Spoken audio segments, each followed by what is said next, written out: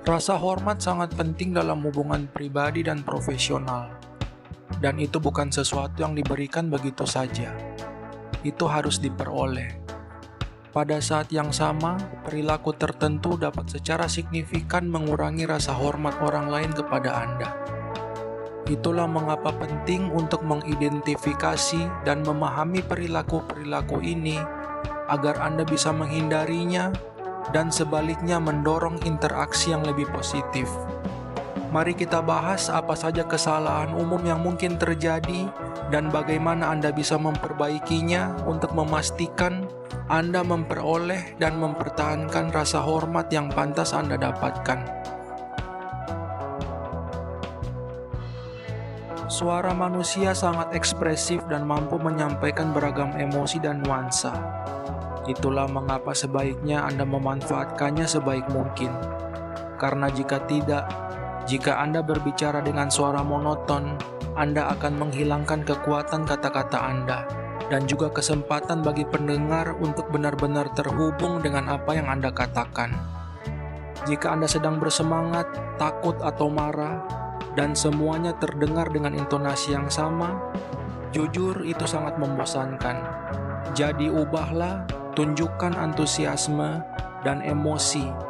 Itu akan membuat orang mendengarkan dan benar-benar peduli dengan apa yang Anda katakan.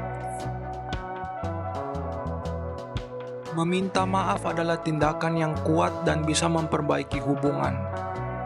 Tetapi jika digunakan secara berlebihan, hal itu bisa kehilangan maknanya. Ketika Anda terlalu sering meminta maaf, bahkan untuk hal-hal kecil atau hal-hal yang tidak sepenuhnya salah Anda, itu bisa memberi kesan bahwa Anda tidak percaya diri dan kurang tegas. Selain itu, berlebihan dalam meminta maaf dapat membuat orang lain merasa tidak nyaman atau bahkan menganggap permintaan maaf Anda tidak tulus. Untuk menghindari hal ini, penting untuk belajar mengenali kapan permintaan maaf benar-benar diperlukan dan kapan Anda bisa cukup dengan pengakuan atau respons yang lain yang lebih sesuai. Menggunakan permintaan maaf dengan bijaksana akan membantu mempertahankan kekuatan kata-kata tersebut dan menunjukkan bahwa Anda menghargai diri sendiri serta rasa hormat yang diberikan orang lain kepada Anda. Sebuah cerita adalah benang yang menghubungkan kita, menyatukan pengalaman, impian, dan pelajaran yang kita peroleh. Namun, ada seni dalam cerita, dan terlalu banyak rincian yang tidak perlu dapat membuat pendengar kehilangan minat dan kesabaran. Kenali audiens dan sesuaikan cerita Anda untuk melibatkan mereka dengan efektif. Fokuslah pada elemen-elemen yang paling relevan dan berdampak tanpa terlalu banyak menyimpang ke rincian yang tidak penting. Mengangguk sebagai tanda setuju atau memahami dalam sebuah percakapan adalah cara yang normal dan positif untuk menunjukkan keterlibatan. Namun itu harus terasa alami, bukan seperti sebuah putaran yang berulang. Ketika mengangguk menjadi terus-menerus, itu bisa terlihat seolah-olah Anda tidak benar-benar memproses informasi tersebut. Atau yang lebih buruk lagi, Anda setuju secara pasif tanpa memikirkannya. Tentu saja tak masalah untuk setuju, tapi pastikan juga untuk berbagi perspektif Anda melalui komentar reflektif, pertanyaan yang penuh pertimbangan, atau bahkan ketidaksetujuan yang sopan.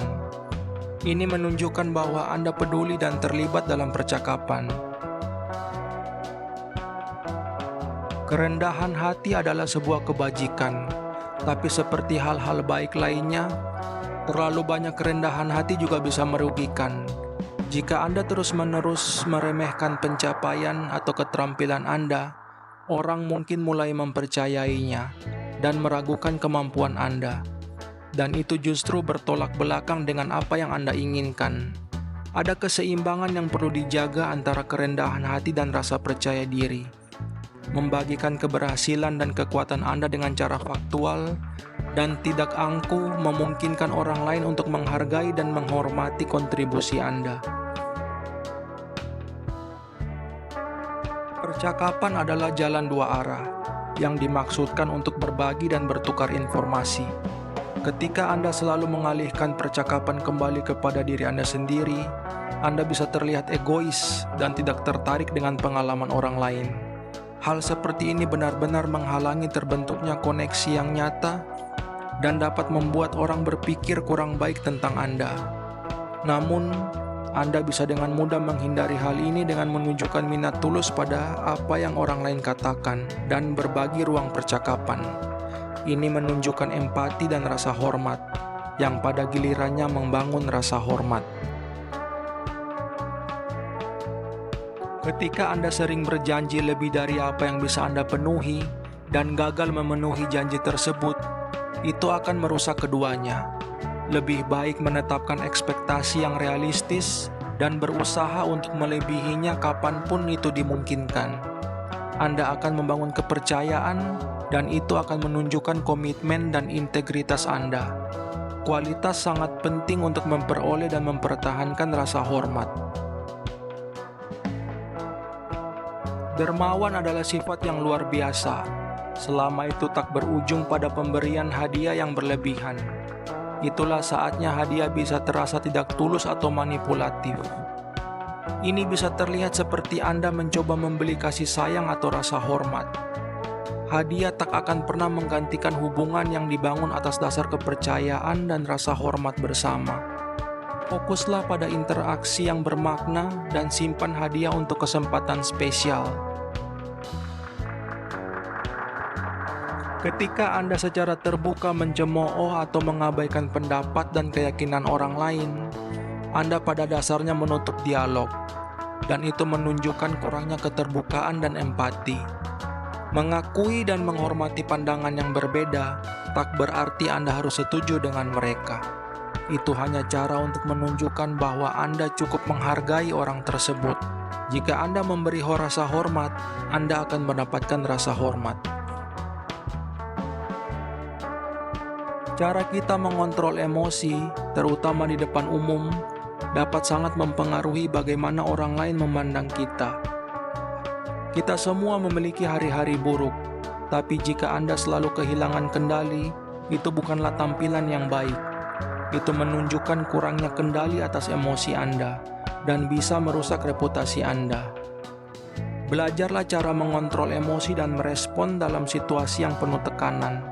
Sangat penting bagi kita untuk menjaga ketenangan dan rasa hormat dari orang-orang di sekitar kita.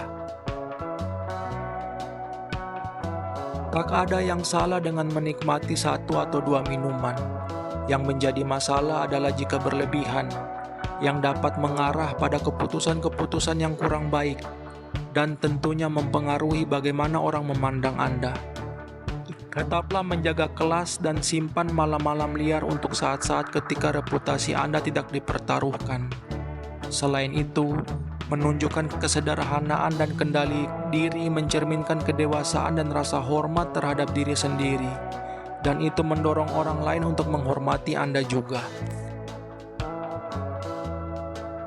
Sikap merasa berhak adalah keyakinan bahwa Anda pantas mendapatkan perlakuan atau pengakuan khusus tanpa memperolehnya.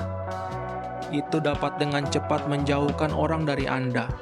Rasa hormat diperoleh melalui tindakan, kontribusi, dan bagaimana cara Anda memperlakukan orang lain, bukan melalui tuntutan atau harapan. Mendekati situasi dengan rasa syukur daripada rasa berhak dapat mengubah bagaimana Anda dipandang, dan itu adalah cara yang hebat untuk memperoleh rasa hormat. Membicarakan orang lain dengan buruk tak membuat Anda terlihat keren. Itu justru membuat orang bertanya-tanya apa yang Anda katakan tentang mereka ketika mereka tidak ada. Ini adalah cara cepat untuk kehilangan kepercayaan dan rasa hormat. Ingat, jika Anda tidak mengatakannya langsung di depan mereka, mungkin itu tidak perlu untuk dikatakan. Jauh lebih baik dikenal sebagai orang yang berbicara dengan baik dan fokus pada hal-hal positif, bahkan ketika orang lain tidak ada. Itu membangun reputasi Anda sebagai individu yang dapat dipercaya dan penuh rasa hormat. Baik Anda sedang makan malam dalam suasana santai dengan teman-teman atau dimakan malam bisnis formal, cara Anda bersikap di meja berbicara banyak tentang diri Anda. Menyesap sup, mengunyam dengan mulut terbuka, atau bermain-main dengan makanan bukan hanya kesalahan masa kecil, melainkan kesalahan orang dewasa yang bisa membuat orang merasa tidak nyaman dan meninggalkan kesan negatif yang bertahan lama. Dengan menjaga etika makan, Anda menunjukkan bahwa Anda menghargai norma sosial dan budaya dari teman-teman makan Anda, sehingga mendapatkan rasa hormat mereka dan meningkatkan persepsi Anda di berbagai situasi. Pada akhirnya, semuanya bermuara pada menunjukkan perilaku, ucapan, dan sikap Anda bahwa Anda menghargai tidak hanya diri Anda, tapi juga orang-orang di sekitar Anda. Ingatlah tips-tips ini, dan Anda akan berada di jalan yang tepat untuk memperoleh rasa hormat yang pantas Anda dapatkan. Jika Anda menikmati video ini, beri like dan bagikan ke teman-teman Anda. Untuk video-video lain yang serupa, tekan tombol subscribe dan jangan lupa klik lonceng notifikasi agar Anda diberitahukan saat kami memposting video selanjutnya.